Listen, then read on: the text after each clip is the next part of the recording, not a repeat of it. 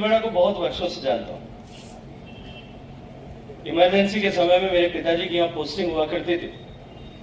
और लगभग 5 साल तक मुझे भीलवाड़ा में रहने का सौभाग्य मिला था। और इस अस्पताल परिसर के बिल्कुल सामने सेवा सदन विद्यालय में मैं प्राइमरी स्कूल के स्टूडेंट के रूप में पढ़ता था। मैं आज भी जब कभी हिंदी या अंग्रेजी में कुछ लिखता हूं तो लोग, जहां कहीं भी मुझे अवसर मिलता है लिखता हूं, तो लोग मुझे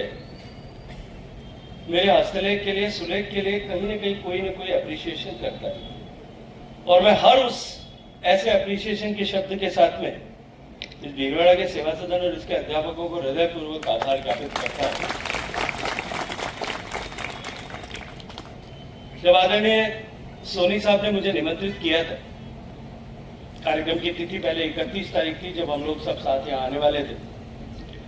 लेकिन एकाएक बदली परिस्थितियां, दिल्ली के चुनाव और इन सब व्यस्तताओं के चलते हुए आना संभव नहीं था। मैंने आदरणीय सोनी साहब से आग्रह किया कि 31 को मैं किसी भी सूरत में नहीं निकल पाऊंगा, तो उन्होंने कहा तारीख बदल देंगे, दूसरी तारीख आज बताओ, आपको आना तो पड़ेगा। भीलवाड़ा आना वैसे भी मेरे लिए हमेशा मेरे मन के बहुत करीब रहता, क्योंकि भीलवाड़ा आने के विचार मात्र से मेरी स्मृतियों की वीणा के तार जो है वो झंकृत होने लग जाते, बहुत सारी चीजें मुझे याद आने लग जाती। अभी भी हवाई अड्डे से मैं जब यहां तक आ रहा था,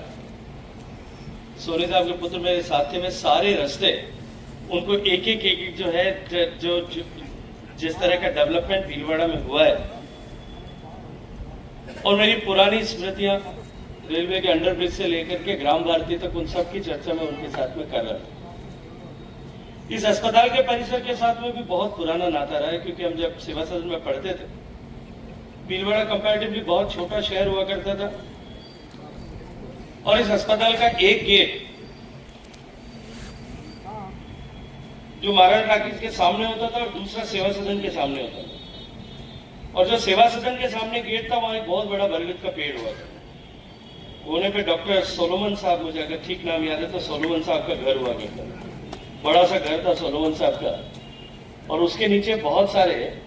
जो है चना और वो कुछ टॉफीज बेचने वाले, उस जमाने में तो छोटी छोटी टॉफी होती थी, कैडबरीज होती थी, वो ऑरेंज शेप की गोली होती थी, वो बेचने वाले वहां बैठा करते थे। हॉस्पिटल में मुझे थोड़ा थोड़ा याद है, एक बार मैं बीमार हुआ था, अस्पताल में मुझे भर्ती कराया गया था। उसके अतिरिक्त भी स्कूल से बाहर निकल करके सेवा सदन से जिस रिक्शे में बैठ करके हम पुर रोड पर,